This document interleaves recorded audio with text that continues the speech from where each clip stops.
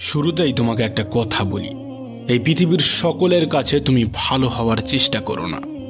তুমি চাইলেও এই পৃথিবীর সকলের কাছে ভালো হতে পারবে না। আজ পর্যন্ত কেউ তা পারেনি, আর তুমিও পারবে না। যদি সৎ হতে হয়, যদি ভালো হতেই হয়, তাহলে নিজের কাছে হও, নিজের পিতামাতার কাছে হও। কিছু কিছু জিনিস, কিছু কিছু আদর্শ মেনে চলা উচিত। তার মধ্যে একটি আদর্শ হলো বন্ধুদের সাথে কখনো বিশ্বাসঘাতকতা করবে না। শুধু তাই নয়, বিশ্বাসঘাতকের সাথেও কখনো বন্ধুত্ব করবে না। নিজের মধ্যে একটা জিনিস থাকা খুবই প্রয়োজন, খুবই জরুরি, আর তা হলো সৎ সাহস।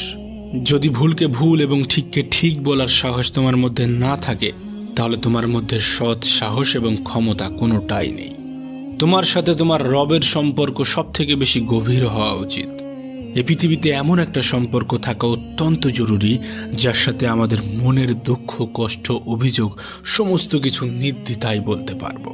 আর সে সম্পর্ক অবশ্যই তোমার রবের সাথে তোমার গড়ে ওঠা প্রয়োজন।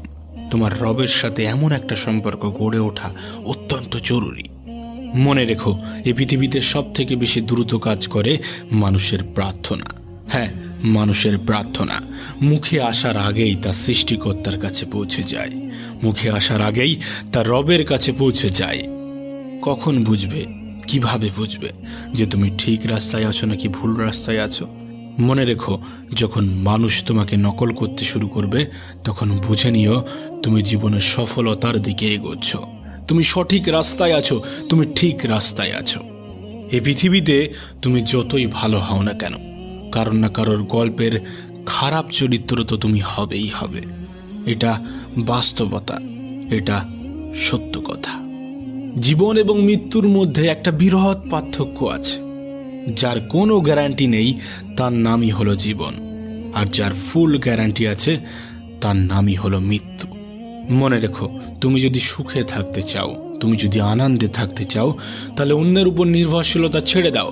তার কারণ অন্যের উপর নির্ভরশীল মানুষগুলো কখনোই আনন্দে থাকতে পারে না। এই জন্য এমনভাবে নিজেকে তৈরি করো যাতে তোমার ইচ্ছা এবং প্রয়োজনগুলো তুমি নিজেই পূরণ করতে পারো। এই পৃথিবীতে আমাদের জীবনের বিফলতার সব থেকে বড় কারণ হয়ে দাঁড়ায় আমাদের চিন্তা ভাবনা। আমরা মনে করি কাল থেকে শুরু করব, আজ নয় কাল থেকে স্টার্ট করব। মানুষের জীবনকে শেষ করে দেওয়ার জন্য এটাই যথেষ্ট। প্রিয় ভাই আমার, যদি তুমি সফল হতে চাও, তাহলে কাল নয়, আজ থেকে শুরু করতে হবে, এখন থেকে শুরু করতে হবে। আজ থেকে শুরু করব, এখন থেকে শুরু করব, এটা একজন সফল ব্যক্তির লক্ষণ।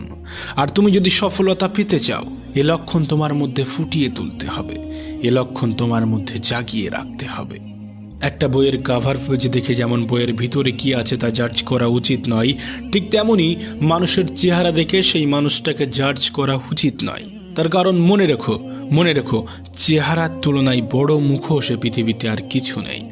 মনে রেখো, নিজেকে সুখে রাখার দায়িত্বটা নিজেকেই নিতে হবে। হ্যাঁ, সবার থেকে পরামর্শ নিও, কিন্তু সেটাই করো যেটা তোমার মন তোমাকে নির্দেশ দেয়, সেটাই করো যেটা তোমার মন তোমাকে পরামর্শ দেয়। এ পৃথিবীতে সফল ব্যক্তিরা কখনো ভাগ্যের উপর নির্ভর করেনি। তাই তুমি যদি সফল হতে চাও, তাহলে ভাগ্যের উপর নয়, পরিশ্রমের উপর নির্ভর করতে শুরু করো। সেদিন দূরে নয় যেদিন তুমি সফলতার স্বাদ গ্রহণ করবে। শোনো প্রিয় ভাই আমার, যদি তুমি সত্যিটাকে সত্যি এবং মিথ্যাটাকে মিথ্যা বলার সাহস রাখো, তাহলে তোমার বন্ধুর সংখ্যা একটু কম এবং শত্রুর সংখ্যা একটু বেশি হবে। এটাই স্বাভাবিক, এটাই বাস্তব, এটাই সত্য।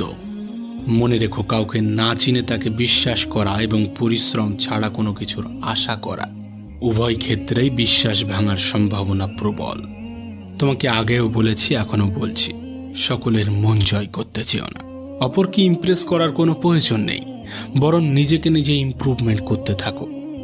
মানুষ নিজে থেকেই ইমপ্রেস হয়ে যাবে। না, সময়টা এখনো ফুরিয়ে যায়নি, এখনো সময় আছে। আর এই সময়টা তোমার।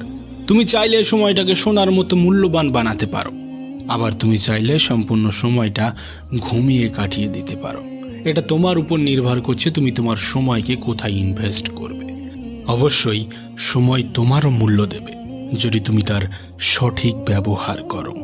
কিছু কিছু অভ্যাস নিজের মধ্যে তৈরি করতে হবে, যেমন কোনো খারাপ কাজ করার চিন্তা হলে সেটা পরের জন্য পিছিয়ে দিতে হবে। আজ নয়, কাল হবে, পরশু হবে, পরে হবে, এমনভাবে সেটাকে এড়িয়ে যেতে হবে। আবার কোনো ভালো কিছু করার চিন্তা হলে সেটা তক্ষুনি সেই মুহূর্তেই করে ফেলতে হবে। মনে রেখো, তুমি তোমার জীবনকে কেমনভাবে চালিত করবে সেটা তোমার উপর নির্ভর করছে। তুমি তোমার জীবনকে কেমনভাবে পরিচালনা করবে সেটা তোমার উপর নির্ভর করছে।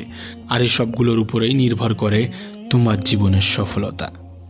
মনে রেখো, তোমার জীবনের রিমোট কন্ট্রোল কিন্তু তোমার হাতেই আছে। উপরওয়ালার হাতে আছে, কিন্তু সেটা তিনি তোমার হাতেই দিয়ে রেখেছে।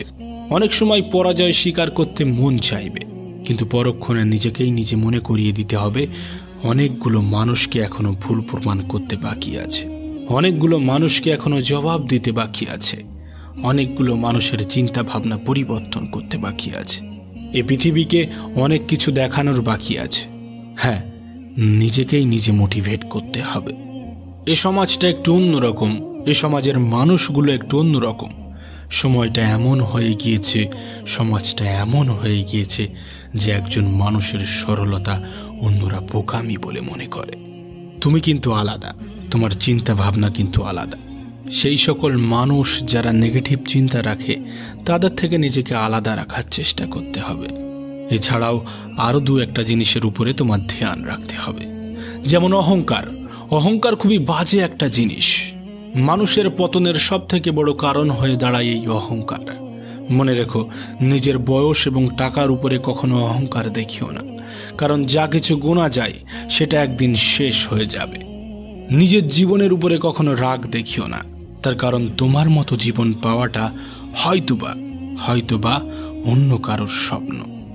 জীবনটাকে এতটাও সস্তা করে তুলবে না যাতে কেউ এসে তোমার জীবনটাকে নিয়ে খেলার সাহস পায়।